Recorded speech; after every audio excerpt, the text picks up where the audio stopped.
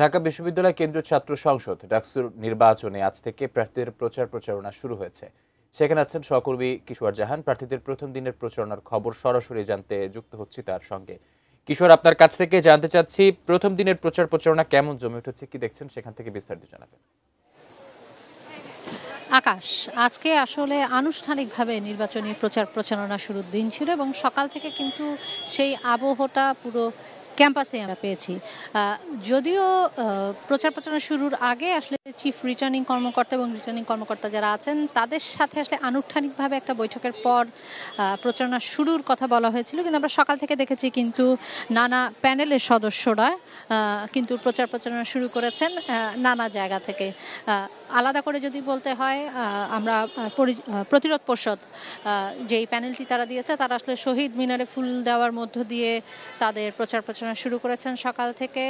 এবং উমামাদের যেই প্যানেলটির কথা আমরা বলছি, স্বতন্ত্র শিক্ষার্থী ঐক্য, সেই প্যানেলটিও কিন্তু শাহবাগে যেই জুলাই শহীদ তাদের স্মরণে যে স্তম্ভটা আছে সেখানে আসলে দাঁড়িয়ে শ্রদ্ধা জানিয়ে কিন্তু তারা তাদের প্রচার প্রচারণা শুরু করবেন, সেরকমটি কিন্তু আসলে সকাল থেকে আমাদেরকে জানানো হয়েছিল। এবং পরবর্তী সময়ে আসলে আজকে চিফ রিটার্নিং কর্মকর্তা এবং রিটার্নিং কর্মকর্তাদের সাথে আচরণবিধি নিয়ে ভিপি, জিএস এবং এজিএস পদপ্রার্থীরা কিন্তু বসেছিলেন। যদিও আসলে একপাক্ষিক হয়েছে বৈঠকটি, কারণ সেখানে আসলে চিফ রিটার্নিং কর্মকর্তা এবং রিটার্নিং কর্মকর্তা যারা আছেন তারা আসলে আচরণবিধি নিয়ে নানা ধরনের কথা বলেছেন, নানা বিধিনিষেধ নিয়ে কথা বলেছেন। তবে প্যানেল বা স্বতন্ত্র শিক্ষার্থীদের পক্ষ থেকে যারা আসলে এই নির্বাচনে নেমেছেন তাদের পক্ষ থেকে কিছু অনুযোগ ছিল, সেগুলো আসলে রিটার্নিং কর্মকর্তা যারা আছেন তারা কিন্তু আসলে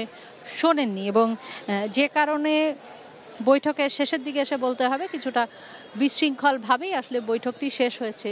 যদিও কিছু ভালো সিদ্ধান্ত এবং সময়োপযোগী কিছু সিদ্ধান্তের কথা আসলে সেই বৈঠক থেকে আনুষ্ঠানিকভাবে জানানো হয়েছে সংবাদ মাধ্যম কর্মীদের। এবং এর আগেও যেটি বলছিলাম যে বিশ্ববিদ্যালয়ে যে 7টি প্রবেশ মুখ আছে সেই 7টি প্রবেশ মুখে কিন্তু স্ট্রাইকিং ফোর্স হিসেবে সেনাবাহিনী মোতায়েনের কথা বলেছে কমিশন। এবং 3 স্তরের নিরাপত্তার কথা বলা হয়েছে।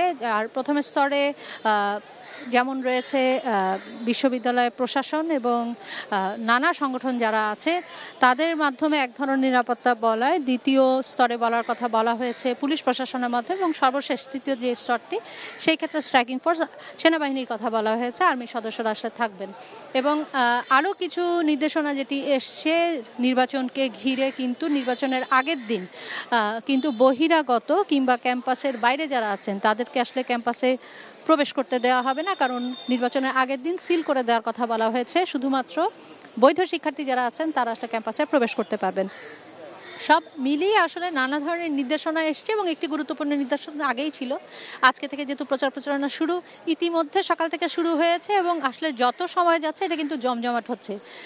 আকাশ, পিছনে দেখতেই পাচ্ছেন ইতিমধ্যে একটি প্যানেল কিন্তু তাদের প্রচারণা চালাচ্ছেন তাদের মতো করে, এবং পুরো ক্যাম্পাসে আসলে ছড়িয়ে ছিটিয়ে প্যানেলগুলো কিন্তু তাদের মতো করে লিফলেট বিতরণ করছেন।